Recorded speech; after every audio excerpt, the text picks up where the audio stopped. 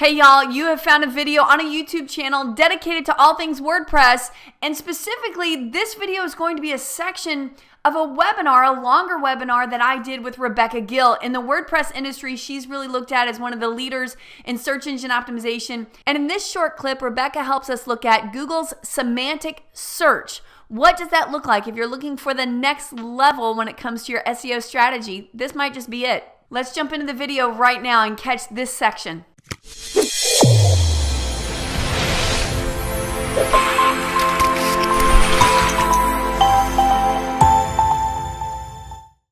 Okay, so my next hat tip is semantic search. That is the current day search. It's ruling Google's search engine results page, and you need to use it to your advantage. And I'm not telling you that you need to be an expert at semantic language or coding or anything else, but I want you to start to think of things differently.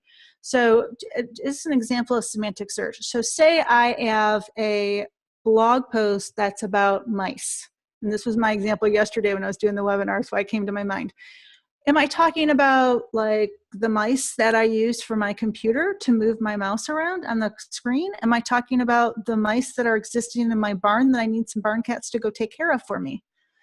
You know, without any type of other signals, Google really doesn't know. But with the nature of semantic search and Google's ability to digest the content on the page, it will start looking for other things and other bits of information to help it know which mice I'm talking about.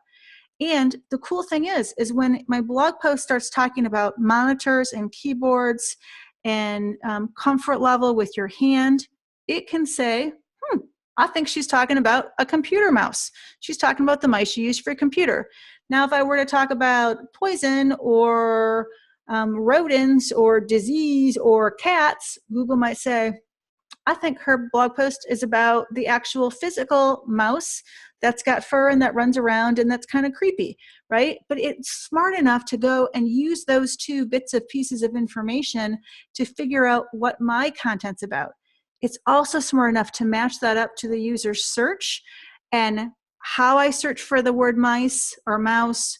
What did I search for beforehand? What have I already visited? And it collects that data to try to match everything up together.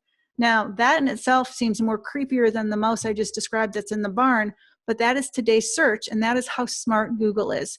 You, as a marketer, needs to make sure that you are thinking about that as you're writing your content so that you can truly help make sure that Google can understand semantically the nature of your content and how it can best apply to someone on the search engine results page. Pretty amazing, right? If you're ready now to go forward with how to actually do on-site SEO, it's time to catch the full 1-hour webinar. I have that video totally for free right here on YouTube for you. I'm going to put the link right here. And if this helps y'all, please be sure to like, comment, and subscribe. See you next time.